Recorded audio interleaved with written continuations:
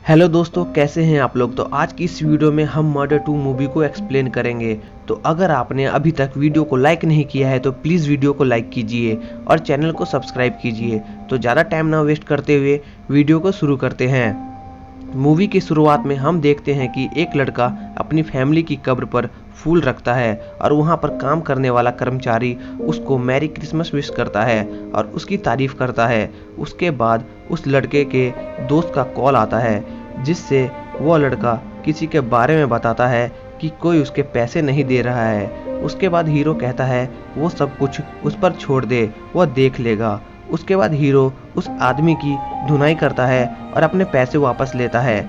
उसके बाद समीर नाम का लड़कियों का दलाल हीरो से मिलता है और कहता है कि उसकी लड़कियां गायब हो रही हैं और वो हीरो से उन्हें ढूंढने को कहता है और जो उन्हें गायब कर रहा है उसे पकड़ने को कहता है और इसके बदले वह कुछ पैसे हीरो को देता है। हीरो तैयार हो जाता है काम करने के लिए। उसके बाद हीरो एक लड़की से मिलता है और दोनों इंटीमेट होते हैं। उसके बाद हीरो को उसके दोस्त का कॉल आता है और वो उसे कहीं आने को कहता है।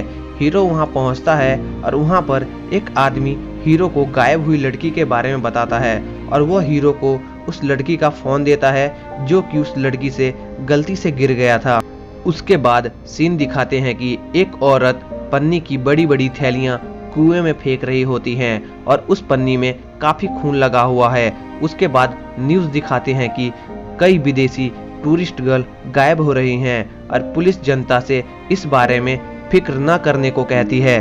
उसके बाद हीरो समीर के साथ मिलकर उस क्रिमिनल को पकड़ने का प्लान बनाता है जिसमें हीरो लड़कियों को चारे के रूप में यूज करने को कहता है और समीर राजी हो जाता है। उसके बाद एक आदमी का सीन दिखाते हैं जो लड़कियों की चीख की वॉइस सुन रहा होता है। तभी समीर के आदमी को लड़की के लिए कॉल आता है जिसके बाद समीर नई लड़की रेशमा को वहां भेजने को कहता है। उसके बाद रेशमा को उनके घर से फोन आता है और रेशमा अपने घर वालों से कहती है कि उसे एक अच्छी जॉब मिल गई है और वो जॉब निपटाने के बाद वहां आ जाएगी। उसके बाद हीरो हीरोइन के घर पर होता है और हीरो की नज़र मिसिंग हुई लड़की के फोन पर पड़ती है और हीरो को कोई आइडिया आता है। हीरो अपने एक पुलिस वाले दोस्त को कॉल करता है जिसका नाम सदा है।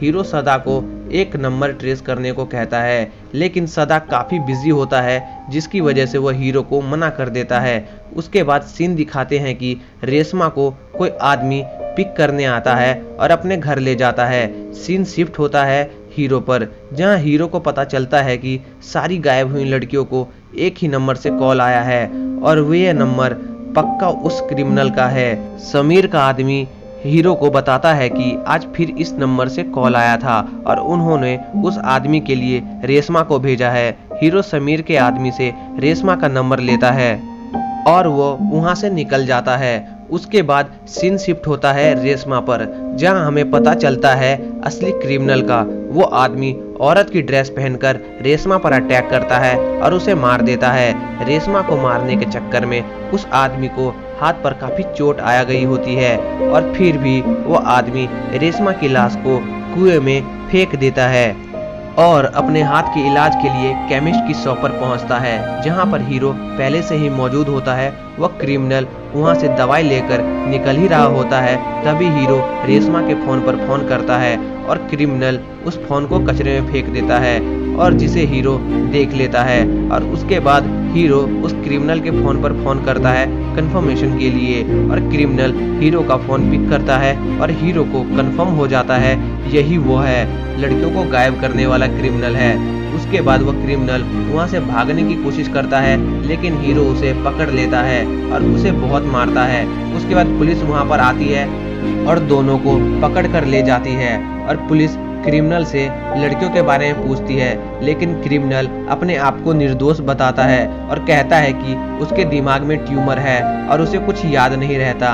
उसके बाद पुलिस क्रिमिनल से दोबारा लड़कियों के बारे में पूछती है, लेकिन इस बार क्रिमिनल कहता है कि उसने उन लड़कियों को मार डाला। उसके बाद जॉन अपने सीनियर पुलिस वाले को उस क्रिमिनल के बारे में बताता है, जिससे उस पुलिस वाले को कुछ पुराने अनसुलझे मर्डर केस से रिलेटेड ये केस लगता है और वह पुलिस स्टेशन के लिए निकल जाता है। उसके बाद पुलिस स्टेशन में जॉन और हीरो की लड़ाई होती है और जॉन का सीनियर पुलिस ऑफिसर वहां आकर दोनों को छुड़ाता है। कमिश्नर पुलिस ऑफिसर दूसरे ऑफिसर से इस केस को न्यूयॉर्क तक रोकने को कहता है, लेकिन उस पुलिस वाले को यह बात अच्छी नहीं लगती और वह हीरो को यह केस सुलझाने को कहता है। उसके बाद हीरो रेशमा के बारे में पता लगाता है और उसके बारे में जानने के बाद हीरो को बहुत गुस्सा आता है और वह उस क्रिमिनल को पीटने की कोशिश करता है, लेकिन सदा हीरो को रोक लेता है और हीरो सदा को रेशमा को ढूंढने को कहता है, लेकिन सदा कहता है वो लड़की मर चुकी है और उसे ढूंढने का कोई फायदा नहीं। लेकिन हीरो सदा की बात नहीं मानता और उस लड़की को ढूंढने निकल जाता है। तभी सीन दिखाते हैं कि रेशमा को मरा हुआ समझकर क्रिमिनल ने उसे जिस कुएं में फेंका था उस कुएं में रेशमा अभी भी जिंदा होती है और वहां से निकलने की कोशिश करती है पर निकल नहीं पाती। उसके बाद हीरो को उसकी गर्लफ्रेंड का फोन आता है, लेकिन वो फोन नहीं उठाता। फिर दिखाते हैं कि क्रिमिनल का कोई दोस्त उसे फोन करता है और उसे वो बाहर निकलवा देगा और उसे फिक्र ना करने को कहता है। यह सुनकर क्रिमिनल काफी खुश होता है।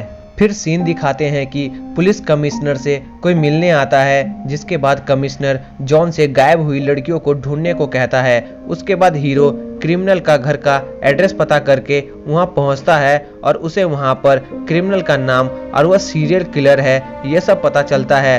फिर दिखाते हैं कि हीरो की गर्लफ्रेंड हीरो को कॉल करती है, लेकिन हीरो फोन पिक नहीं करता और फिर वह शराब के नशे में हीरो के घर के लिए निकल जाती है। फिर सीन दिखाते हैं कि रेशमा को उस कुएं से निकलने का रास्ता मिल जाता है और वह उस रास्ते से निकलने की कोशिश करती है। फिर दिखाते हैं हीरो अपने घर पर पहुंचता है, जहां उसे उसकी गर्लफ्रेंड मिलती है, जिसके बाद दोनों में बहस होती है और दोनों का ब्रेकअप हो जाता है। उसके बाद दिखाते हैं पुलिस क्रिमिनल से पूछताछ करती है और तभी क्रिमिनल का दोस्त वहां पर आ जाता है और वह उसे छुड़ा कर ले जाता है। फिर दिखाते हैं रेशमा अब कुएं से बाहर निकल चुकी है और वह एक मंदिर के पास पहुंचती है, जहां उसे एक पुजारी मिलता है। तभी सीन दिखाते हैं कि क्रिमिनल और उसकी फ्रेंड किसी मंदिर के लिए निकलते हैं और पुलिस उनका पीछा करती है। उसके बाद क्रिमिनल उसी मंदिर पर रुकते हैं देवी माँ के दर्शन के लिए, जहां पर रेशमा होती है। वहां के पुजारी को क्रिमिनल के बारे में कुछ पता नहीं होता, इसलिए पुजारी क्रिमिनल को रेशमा के बारे में बताता है, जिससे वो उसकी हेल्प कर सके। क्रिमिनल वहां पर रेशमा के साथ साथ अपने दोस्त और पुजारी को मारकर भाग जाता है। उसके बाद सीन दिखाते हैं हीरो उसी जगह पर पहुंचता है और रेशमा की डेड बॉडी देखकर वो बहुत उदास होता है। फिर दिखाते हैं क्रिमिनल हीरो की गर्लफ्रेंड को किसी काम का झांसा देकर अपने अड्डे पर बुलाता है। तभी दिखाते हैं कि हीरो को शैतान की मूर्ति देखकर क्रिमिनल के अड्डे का पता चलता है और वह उसके अड्डे पर पहुंचता है, जहां पर उन दोनों की हाथापाई हो रही होती है। तभी हीरो की गर्लफ्रेंड वहां पर पहुंचती है, जिससे हीरो का ध्यान भटक जाता है और क्रिमिनल उसे पीछे से मारकर बेहोश कर देता है। उसके बाद वह उसकी गर्लफ्रेंड को मारने की कोशिश करता है, लेकिन हीरो जैसे तैसे उठकर अपनी गर्लफ्रेंड को बचाता है और क्रिमिनल को मारने ही वाला होता है। तभी पुलिस वहां पर आती है और उसे कानून को हाथ में न लेने को कहती है, लेकिन हीरो नहीं मानता और उसे मार देता है। उसके बाद दिखाते हैं हीरो रेशमा के घर वालों के घर के बाहर कुछ पैसे छोड़ता है और वहां से चला जाता है और फिल्म यहीं पर एंड हो जाती है। तो दोस्तों, आपको ये एक्सप्लेनेशन वीडियो कैसी लगी प्लीज़ कमेंट बॉक्स में हमें बताइए, और वीडियो आपको जरा सी भी अच्छी लगी हो तो प्लीज़ वीडियो को लाइक कीजिए और चैनल को सब्सक्राइब कीजिए। तो मिलते हैं अगली वीडियो में, बाय।